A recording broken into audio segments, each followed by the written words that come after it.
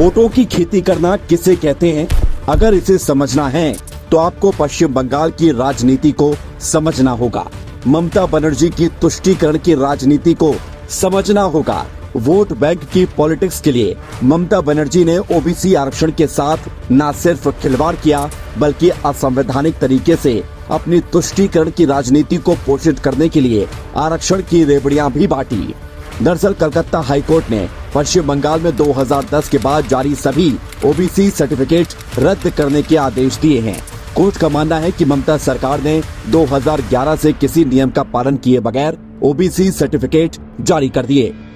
Bench ने कहा, इस तरह से ओबीसी सर्टिफिकेट देना असंवैधानिक है। यह सर्टिफिकेट पिछड़ा वर्ग आयोग की कोई भी सलाह माने बगैर जारी किए गए, इसलिए इन सभी सर्टिफिकेट को कैंसिल कर दिया गया है। लेकिन ममता बनर्जी है कि उन्होंने कलकत्ता हाईकोर्ट के फैसले को ही मानने से इनकार कर दिया।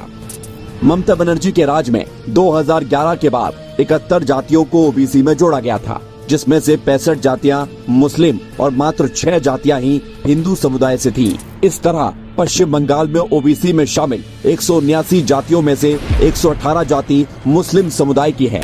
यानी ममता बनर्जी ने तुष्टीकरण की राजनीति और अपने वोट बैंक को खुश करने के लिए एक समुदाय विशेष को असंवैधानिक रूप से फायदा पहुंचाया। पहले पश्चिम बंगाल को टीएमसी ने घुसपैठियों के लिए सुरक्षित पनाहगाह बनाया, फिर उन्हें वहां की आबादी बताया और इसके बाद उन्हें आरक्षण की रेवड़ियां बांटकर अपना वोट बैंक बनाया। ऐसा करके ममता ने न सिर्फ संविधान का अपमान किया है बल्कि देश के साथ धोखा देने का भी काम किया है। देश की सुरक्षा के साथ खिलवाड़ करने का काम किया है।